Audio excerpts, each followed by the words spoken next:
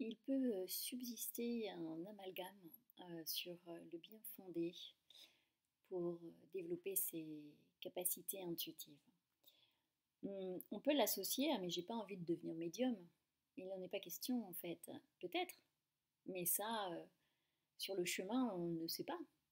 Aujourd'hui, on est plus à reconnaître sa nature sensible, sa nature ultra sensible, euh, cet être qui ressent mais qui n'arrive pas forcément toujours à savoir ce qu'il ressent, si ça lui appartient ou non, et surtout, pour celui qui sait que ce sont des messages, devenir acteur et aller en maîtrise pour pouvoir en fait en faire une compétence et en tirer tous les bienfaits et collaborer avec les plans, avec sa guidance intérieure, donc la développer et cette guidance divine.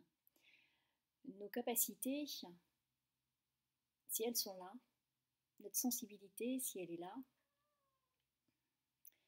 c'est pour exister comme nous, avec toutes les parts qui nous composent.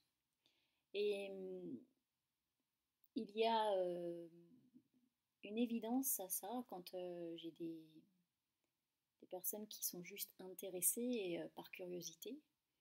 Elles constatent qu'en fait, ça leur allège la vie.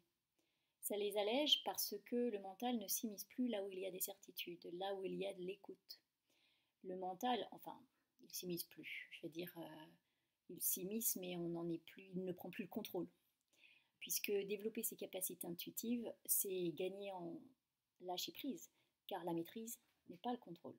Euh, on va avoir des pensées beaucoup plus conscientes, euh, moins négatives. Le jugement, on va apprendre à le mettre de côté, et même l'auto-jugement, parce qu'il ne faut pas oublier qu'il y a des mémoires aussi. Hein. Pourquoi est-ce qu'on ne développe pas ou on amoindrit ou on rabaisse cette capacité qu'on a en nous, en fait, cette sensibilité, parce qu'elle a toujours été rabaissée, et souvent. Sauf si vous avez eu la chance d'être dans des familles bienveillantes et reconnaissantes des compétences que cela procure. Hein. Mais il y a des mémoires aussi à aller voir sur nos capacités. Et elles apparaissent au moment où on développe, au moment où on apprend, où on expérimente, où on écoute, on partage avec les autres membres du groupe. En fait, elles se dévoilent et parce qu'elles apparaissent comme des limitants. Et c'est de super opportunités, même si l'objectif de cet atelier, il est d'aller à la rencontre, d'explorer, parce que dans Développe tes capacités intuitives, là, on va explorer tous les canaux. Hein, la clairaudience, l'écriture inspirée, l'éclair ressenti. Vous pouvez aller voir le programme dans les onglets que je partage et sur mon site dans les ateliers de groupe. On va tous les explorer. Dans l'atelier clairvoyance, on va cibler plus sur la clairvoyance. C'était un plus petit atelier d'entrée en bouche. Quand mes élèves font l'atelier clairvoyance, quand elles ont été assidues et qu'elles se sont confrontées à elles-mêmes pendant cet atelier, il est rare qu'elles ne veuillent pas en fait aller sur l'atelier développer ressentis.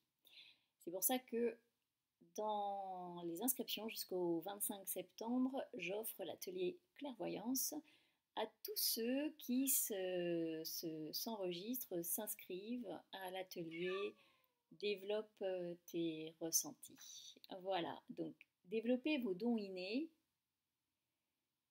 J'ai envie de dire, on n'a pas de mal à comprendre qu'on développe notre intelligence, qu'on développe nos dons ou notre créativité, en fait, qui sont dans la matière et qui rapportent quelque chose de concret, ou qui vont permettre de développer une carrière, etc. En revanche, soi, mais pourquoi est-ce que je développerais qui je suis? Mais si j'ai des capacités, si j'ai une sensibilité, elle est là pour m'aider à être sur mon chemin d'âme, tout simplement. Ce pourquoi mon âme s'est incarnée ici, entre autres, c'est pour être moi dans tout ce qui me compose. À très vite.